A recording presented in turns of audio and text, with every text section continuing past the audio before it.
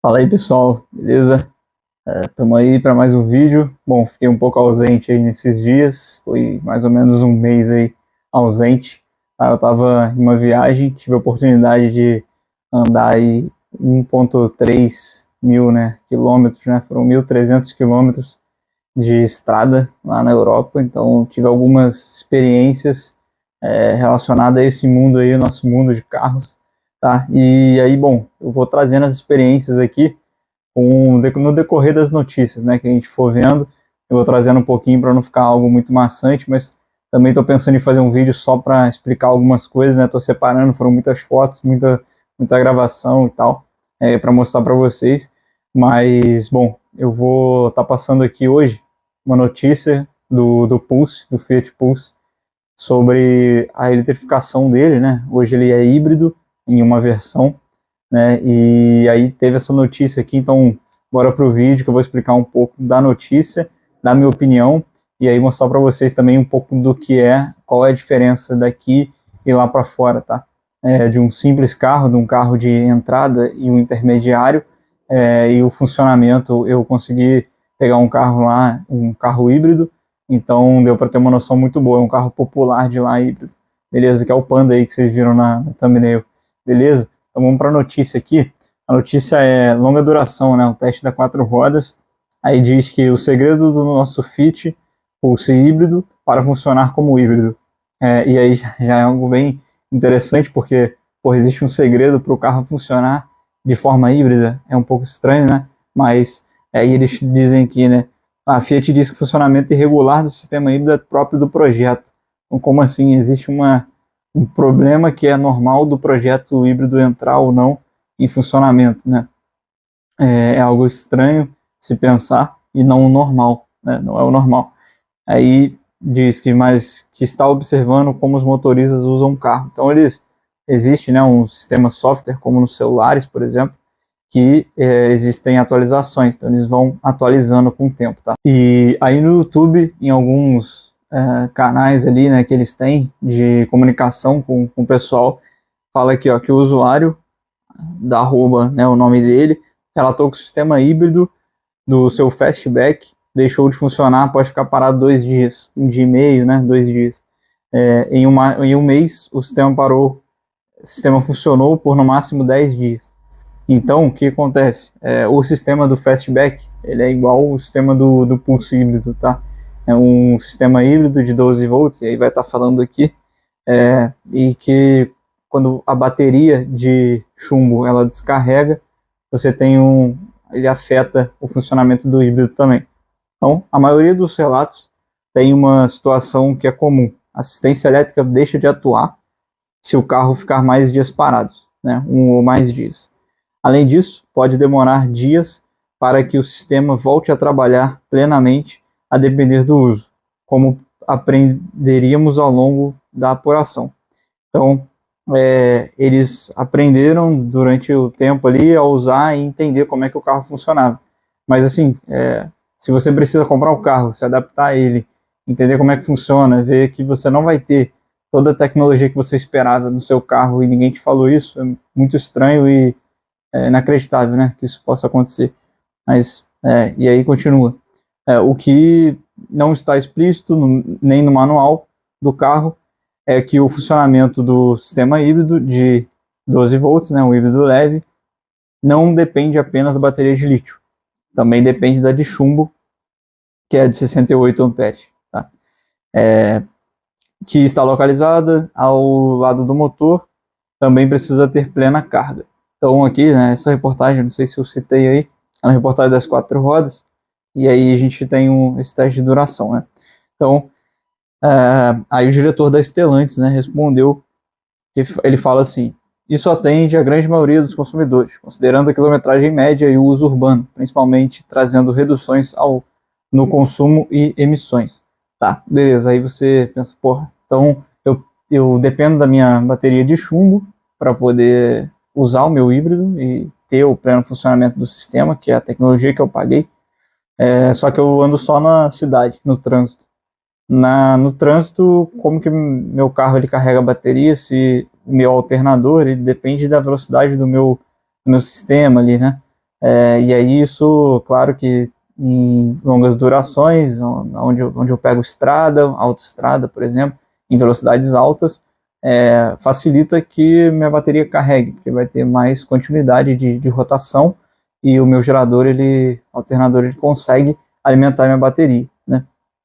E aí a gente tem uma carga, mas se eu estou andando num trânsito, meu carro sempre anda e para, uma hora eu vou parar de conseguir ter essa eficiência do meu alternador, ele não vai carregar a bateria e eu não consigo ter o meu pleno funcionamento do meu sistema. E aí como que eu vou fazer, né?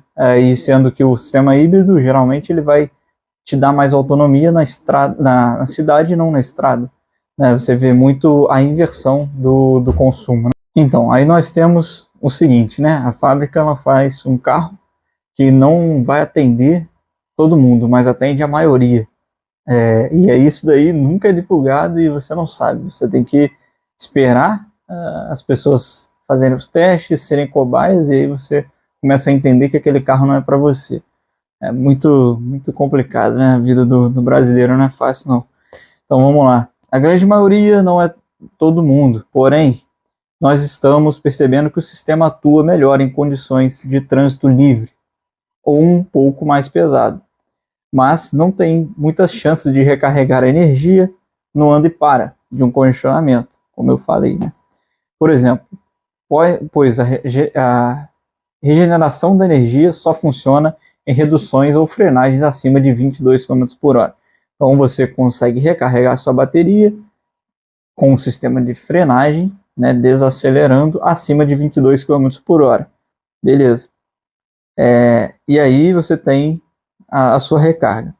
Voltando às baterias, o manual do proprietário diz que a bateria auxiliar de íons lítio se recarrega para garantir o nível de carga esteja sempre 50% do nível máximo, para aproveitar todos os recursos do sistema hybrid 12 volts e, ao mesmo tempo, ter sempre uma capacidade útil para a operação de recuperação de energia, mas não informa a dependência da carga da bateria de chumbo, nem sequer pode ser acompanhada pelo condutor. Isso é muito importante, porque você não sabe e a sua bateria às vezes está descarregando e você não pode usar seu híbrido. Vocês vão notar muito nos carros, né? Quando a sua bateria está mais ou menos, ela você vai dar partida, tá dando aquela engasgadinha e tal, que é normal, né? Tá em carros mais modernos. E aí, quando que esse usuário do Pulse ele vai saber que sua bateria está descarregando e o sistema ainda não funciona? Não está funcionando já há tempo. Por quê? Porque sua bateria já não é mais a mesma. Então, a bateria normal aí, que dura uma Elearo, uma Moura, tanto faz, qualquer bateria. Dura 4 anos, beleza. Quando chegar ali pelos 3 anos, né, um ano ali faltando, na qual sua bateria ainda funciona, você liga, dá a partida e tudo mais, normal. Só que ela não funciona acima de 80%, acima dos 70%, ela já está mais fraca. E aí está funcionando, seu carro está ligando, tudo normal, só que você não tem o seu sistema híbrido funcionando, porque a tua bateria já está mais antiga. Então, a cada 3 anos você vai ter que comprar a bateria. Beleza? É mais ou menos isso aí. Em resumo, você compra um carro muito mais caro, tem um sistema híbrido e você começa a pagar mais caro pela manutenção dele também. Vai de combo e é isso aí, te empurram esse produto aí. Beleza? Cara, inacreditável. Inacreditável mesmo. Bom, um boletim enviado às concessionárias, contudo, informa que a bateria de chumbo precisa estar com carga acima de 80% e a de lítio acima de 30%. Isso diverge do manual do carro. Então é aquilo lá, né? Falei 80%, já tinha lido essa merda aqui, e aí, bom, 80%, beleza. Você precisa ter uma bateria nova, né? Praticamente, e tá sempre andando com ela cheia.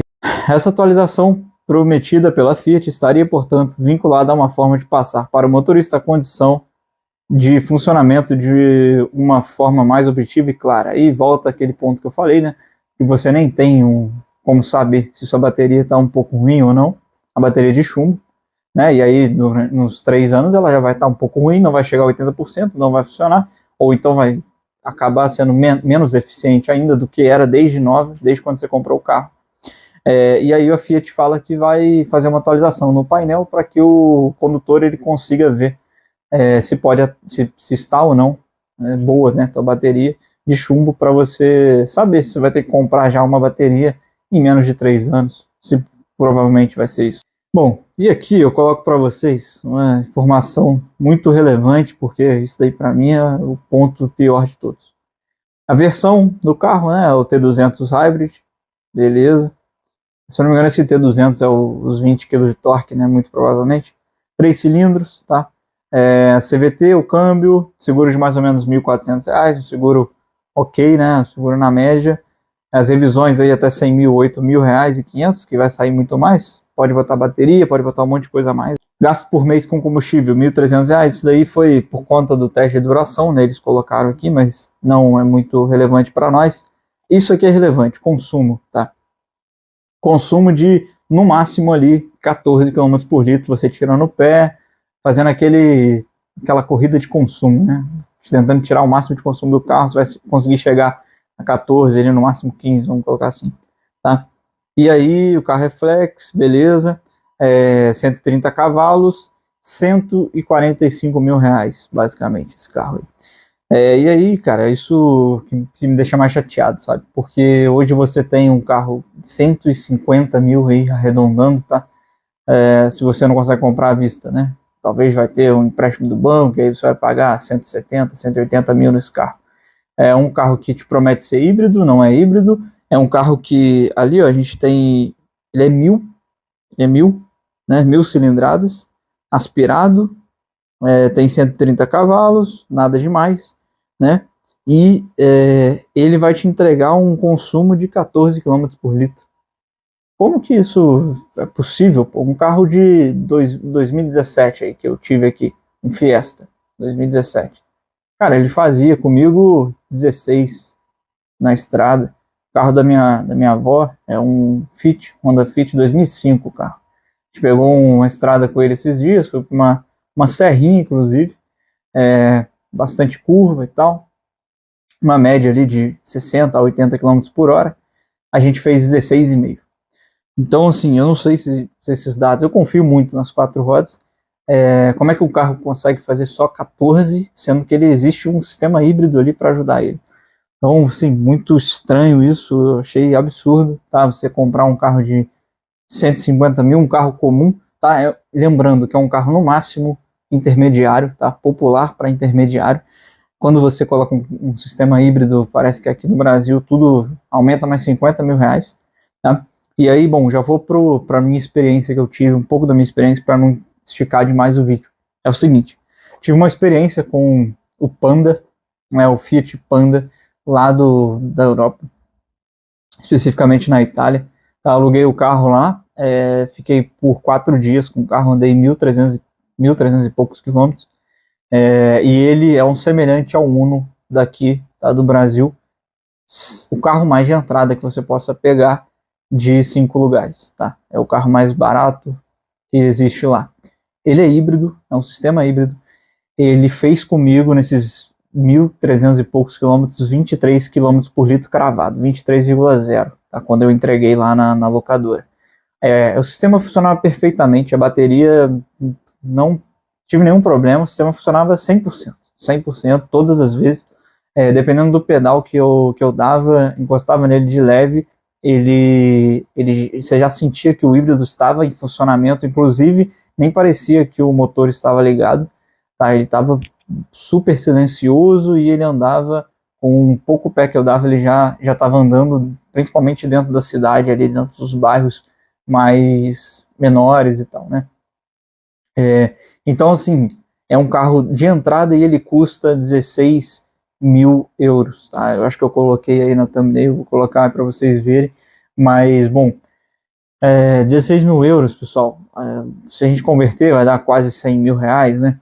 E lá a gente tem eles têm, né, um salário mínimo lá de 1.350 euros, aqui a gente está com 1.550, né, mais ou menos reais.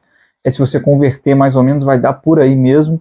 Se você fosse ganhar o mesmo salário que você tivesse aqui e fosse para lá, como salário mínimo, né? Se a gente considerar que, vamos supor, você recebe 2, 3 salários mínimos, lá você vai receber 2, 3 salários mínimos e vai ter um poder de compra muito semelhante à conversão direta aqui com o Brasil, tá? Só para a gente ter essa noção. Então lá você conseguiria comprar o carro muito menos tempo do que você consegue comprar esse Pulse aqui no Brasil. E o mais interessante é como que esse projeto foi aprovado, cara.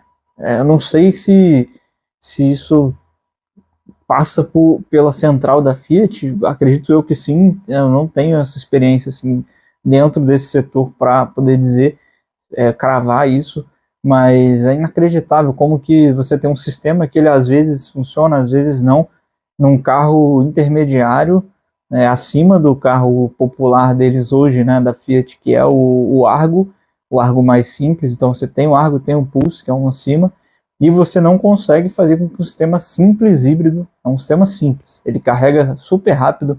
Quando eu dirigi lá, você descia, sei lá, uma descida de 1 km sem botar o pé no acelerador. Aí você sentia que o carro estava segurando, né, fazendo o regenerativo, ele regenerava e carregava pelo menos ali em 1 km, ele carregava pelo menos ali, você tinha 10%, cada pontinho ele carregava uns 3, então ele carregava 30% a cada vez que eu soltava o pé do pedal e percorria mais ou menos 1 km. Então eu nunca fiquei sem um sistema híbrido, eu sempre controlei, né, por bastante conhecimento nessa área. Eu queria tirar o máximo do carro realmente, então eu estava controlando, tirando o pé, né, em certos momentos. Mas bom, a minha velocidade média foi assim, dentro desse percurso todo em rodovia, foi de 90 a 100 km por hora. Então assim, estava tudo bem, né, a máxima lá é de 130, assim, então eu estava na direita ali, andando normal. Às vezes dava uma esticadinha a mais, pegava 110, 120 no máximo, até porque eu acho que o carro nem passa de 120. Eu nem tentei, porque ele já estava meio balançando todo, né? Mas, poxa, o carro funcionava perfeito, cara. O funcionamento do híbrido era muito legal. O start-stop toda hora entrava direto dentro da cidade.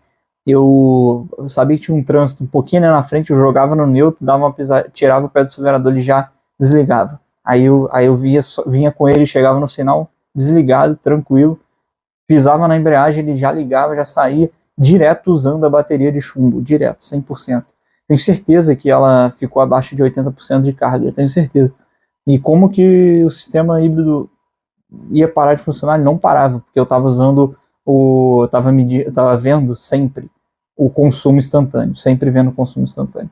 Então, bom, pessoal, é isso. Eu acho que talvez até por esse vídeo vale a pena trazer um vídeo só sobre a viagem, para vocês verem, e eu desabafar um pouco também, porque cara, a diferença é gigantesca, assim, da tecnologia que eles têm para que a gente tem, para o que a gente produz, na verdade, porque eles já têm, é só trazer para cá e passar o conhecimento para os engenheiros, não sei quem faz a adaptação para cá, para América do Sul, para o Brasil, que seja, fazer um negócio que funcione, poxa, para entregar algo minimamente bom para o usuário, sabe? É inacreditável que uma pessoa compra um carro de 150 mil e fica andando com um sistema desse, fazendo um carro com um consumo de 14 km por litro. Ele faz pior, é um consumo pior do que um carro normal, um Pulse normal.